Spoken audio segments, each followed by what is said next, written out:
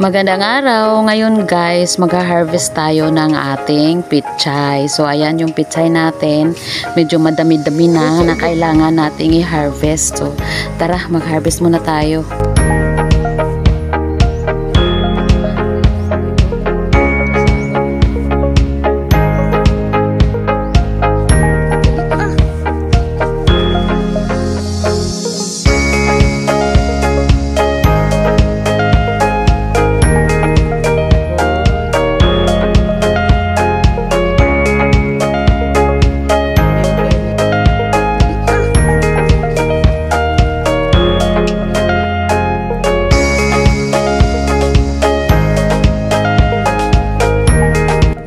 So, ayan guys, tapos na tayo mag-harvest. So, yung iba, saka na natin harvestin kasi maliliit pa.